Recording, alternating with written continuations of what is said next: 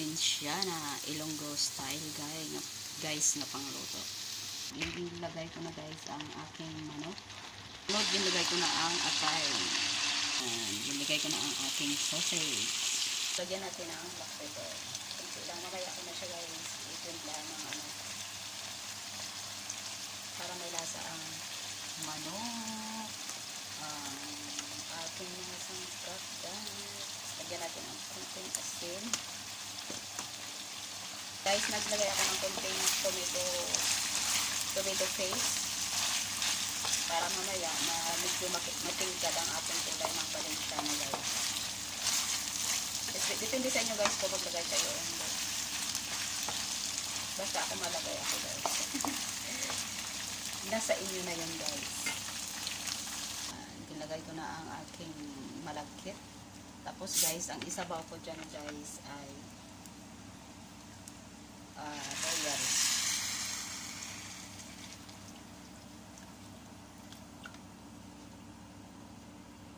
Sana guys may mga guys no, may mga shrimp, pero wala ako shrimp guys. Okay lang ito guys, atay at manok at sausage. Yan, lagyan natin ang chicken cube.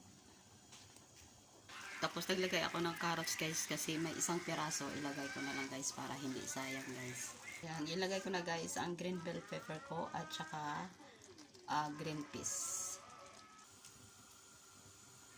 Isang aking Valenciana Ilonggo style. At guys, luto na po yan guys.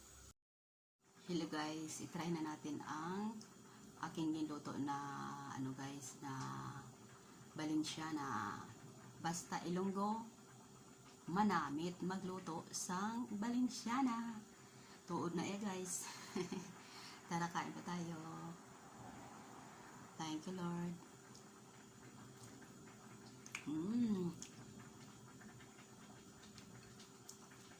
Sarap guys.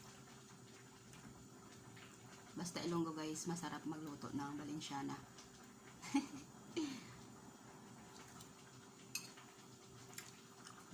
Sarap.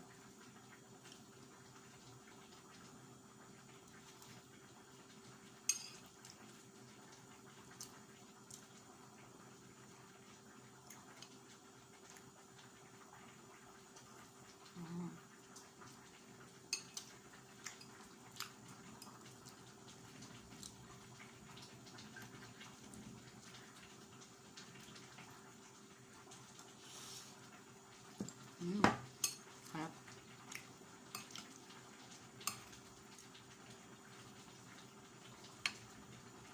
Paborito ko guys ang Valenciana guys. Sa mga handaan sa sa amin sa Iloilo o sa probinsya, may mga parte-parte. Ang Valenciana hindi mawala sa listahan ng mga tao sa ilang mga recipe. Kasi masarap guys. Pag ako ay magpunta ng mga pistahan guys, nung una, ang nauna ko nakain guys ay Valenciana. Hindi ko alam kung bakit Valenciana ang kinakain ko una. Kasi masarap. Try nyo guys ang Valenciana na ng Ilonggo. Tara guys, kain po tayo.